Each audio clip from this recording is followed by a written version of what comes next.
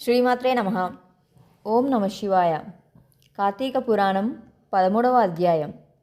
కార్తీక మాసమున కన్యాదానాదులు చేయుట వలన కలుగు ఫలములు. వశిష్ఠుడు తిరుగు ఇట్లు చెప్పెను.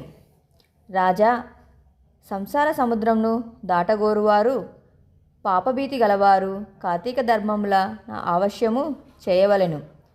కార్తీక ధర్మం ఆచరించని ఎడల పాపం సంభవించును. కార్తీక మాసమందు పేద బ్రాహ్మణ బాలునకు ఉపనయనం చేయించి దక్షిణ ఇచ్చుట వలన పూర్వజన్మ పాపములన్నీ నశించును.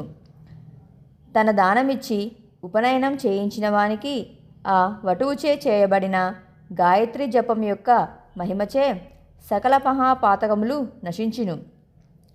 గాయత్రి జపము, విష్ణు పూజ, వేదదానముల వలన కలుగు ఫలితమింతింతయని చెప్పుటకు ఎవరునూ సమర్థులు కారు. 10,000 తటాకములు త్రవ్వించుట వలన కలుగు పుణ్యమును, 100 రావి చెట్లు పెంచినందువలన కలుగు పుణ్యమును, 100 బావులు త్రవ్వించుట వలన కలుగు పుణ్యమును, 100 తోటలు పెంచుట వలన కలుగు పుణ్యమును, ఒక పేద బ్రాహ్మణ బాలునకు ఉపనయనం చేయించుట వలన కలుగు పుణ్యములో 16వ వంతునకు సరిపోవును. కార్తీకమున ఉపనయన దానం ఆచరించి తరువాత మాఘమాసంలో గాని వైశాఖంలో గాని ఉపనయనం చేయించవలెను. సాధువులు, శ్రోత్రియులను బ్రాహ్మణుల పుత్రులకు ఉపనయనం చేయించిన వారికి అనంత ఫలం కలుగును. ఆ ఉపనయనములకు కార్తీక మాసంలో సంకల్పం చేయవలెను. వరద్రవ్యం వలన తీర్థయాత్ర, దేవబ్రాహ్మణ సంతర్పణ చేయుట వలన ఆ పుణ్యము ద్రవ్యదాతకు లభించును. కార్తీక మాసమున కన్యాదాన మొసుగువాడు పాప విముక్తుడగును. అతని పితరులకు బ్రహ్మలోకం ప్రాప్తించును. దీనికి సంబంధించిన కథ ఒకటి చెప్పెదను, వినుము. కన్యాదాన మహిమ. పూర్వము వంగదేశంలో సువీరుడను ఒక క్షత్రియుడుండెను. అతడు మహాదుర్మార్గుడు. 7 చూపుల వంటి చూపులు గల ఒక సుందరి అతనికి భార్యగా ఉండెను.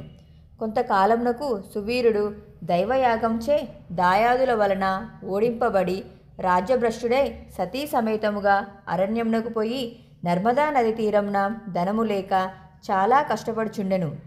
ఆ అరణ్యమునందు ఆ రాజును అతని భార్యయు కందమూల ఫలములు భక్షించుచు కాలం అతి కష్టముగా గడుపుచుండిరి. అట్లు జరుగుచుండగా ఆ రాజు భార్య గర్భవతి అయి ఒక చక్కని కన్యను కనెను. సువీరుడు ఆ కన్యను చాలా కష్టపడి పెంచి పెద్ద చేసెను. క్రమంగా ఆ బాలికకు 8 ఏండ్ల వయసు వచ్చెను. ఆ కన్య యొక్క అందచందములు కని ఒక మునికుమారుడు సువీరుని వద్దకు పోయి, నీ పుత్రికను నాకిచ్చి వివాహం చేయమని కోరెను.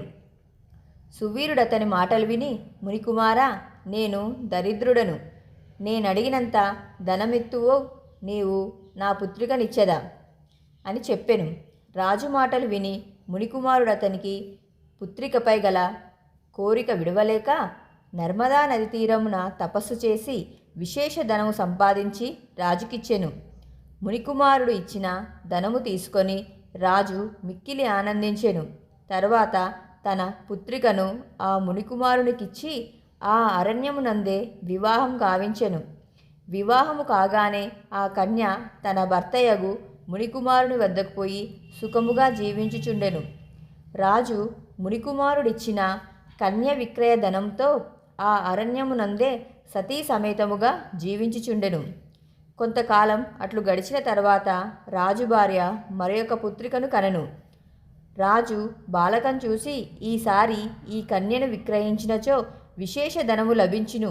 దానితో మా జీవితములు హాయిగా గడిచిపోవునని తలిచి ఆనందించుచుండెను. రాజిట్లు తలుచుచుండగా దైవవశమున ఒక యతీశ్వరుడు ఆ అరణ్యమునకు వచ్చి రాజును చూచి, ఓయి, నీవెవ్వడువు? ఆ అరణ్యమందెలా ఇంటివి అని అడుగగా సువీరుడు తన పూర్వ వృత్తాంతమంతయు ఆ యతీశ్వరునకు చెప్పెను. ఆ రాజు కన్య విక్రయ ధనంతో జీవించుచున్నాడను సంగతి విని యతీశ్వరుడు అతని చూచి, రాజా, ఎంత తెలివి తక్కువ పని చేసితివి. కన్యద్రవ్యంచే జీవించువాడు ఆశపత్ర వనమున నరకమందు అనేక బాధలు పొందును. కన్య విక్రయ ధనంతో దేవ ఋషి పితరులను తృప్తి చేయువానికి పుత్రులు కలుగరని వారు శాపం నిత్తురు. కన్యాద్రవ్యంతో ఒక వృత్తి సంపాదించి దాని వలన జీవించువాడు రౌరవమను నరకమును పొందును.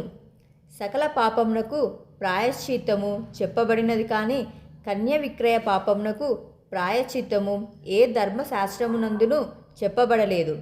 కన్య విక్రయము వలన మహాపాతకము కలుగును. కనుక నీవి కార్తీక మాసంలో శుక్లపక్షమునందు నీ ద్వితీయపుత్రికకు కన్యాదానపూర్వకముగా పెళ్లి గావింపుము. కార్తీక మాసం నందు కన్యాదానం ఆచరించువాడు గంగానది సమస్త తీర్థములలో స్నానములు చేసినవాడు పొందినట్టి ఫలము పొందును అని చెప్పగా రాజు ముందు వెనక ఆలోచింపక మూర్ఖుడై, ఓ బ్రాహ్మణుడా, పుత్రధారాదులు గృహక్షేత్రాదులు ఉన్నందుకు దేహమునకు సుఖము కలిగి భోగించవలను. కానీ ధర్మమని పుణ్యమని దానమని ఫలమని ఆలోచించుట ముఖ్యం కాదు. ఎట్లో ధనమార్జించి భోగించుట ముఖ్యం. కనుక ఈ నా ద్వితీయ పుత్రికను విశేష ధనమిచ్చువానికిచ్చి ఆ ధనముతో సుఖభోగములను అనుభవించెదను. నా సంగతి నీకెందుకు, నీ దారిన నీవు పొమ్ము అని కఠినముగా పలికెను. యతీశ్వరుడు అతని మూర్ఖత్వమునకు చింతించి తన దారిన పోయెను. పిమ్మట కొంతకాలమునకు ఆ రాజు మరణించెను. యమదూతలు ఆ రాజును పాశములతో కట్టి యమలోకమునకు తీసుకొని పోయిరి. యముడతనిని చూచి కళ్ళెర్ర చేసి అనేక బాధలు పెట్టించి తుదకు అతనిని పితరులను కూడా ఆసిపత్ర వనమునందు పడవేయించెను. ఆ పాపాత్ముని కారణంగా అతని వంశమునకు చెందిన శృతకీర్తి అను రాజు కూడా ఆసిపత్ర వనములో పడవేయబడెను. శృతకీర్తి సకల ధర్మములను చక్కగా ఆచరించి 100 యజ్ఞములు చేసి స్వర్గమునకేగి ఇంద్రాద్రి దేవతలచే సేవించబడుచుండెను. అట్టి పుణ్యాత్ముడగు శృతకీర్తి తన వంశీయుడగు సువీరుడు చేసిన ఘోర పాతక విశేషం వలన స్వర్గము నుండి నరకమునకు త్రోయబడిన వాడై అనేక బాధలను అనుభవించుచు ఒకనాడు యమధర్మరాజును చూచి, ధర్మరాజా, ఏ పాపం చేయన్నాకి నరకమెట్లు కలిగెను? సమస్త ధర్మములు ఆచరించి స్వర్గం పొంది తిని స్వర్గమందున్న నాకు నరకమెట్లు కలిగినది?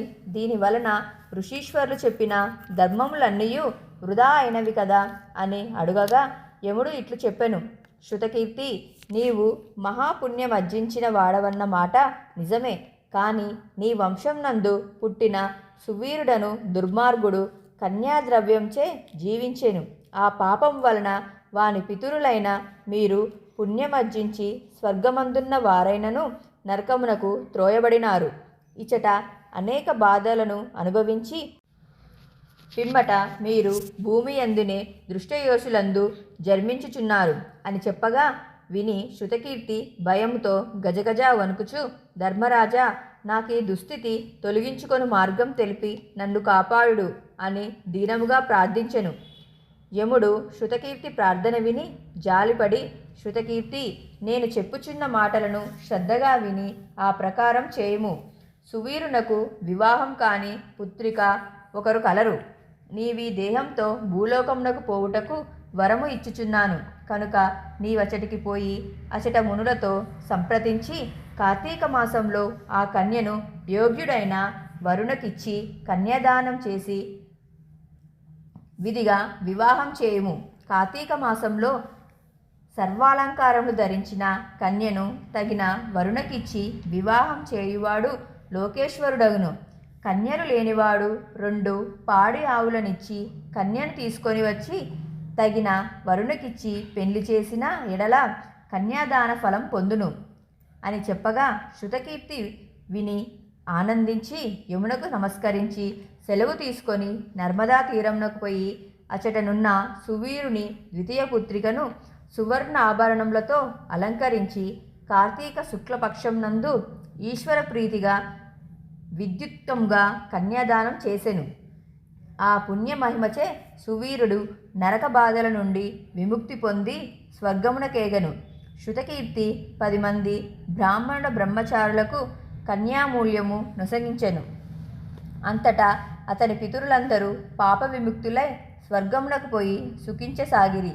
కనుక కార్తీక మాసమున కన్యాదానం ఆచరించువాడు జన్మ జన్మాంతర కృతపాపముల నుండి తప్పక విముక్తి పొందును అని చెప్పెను.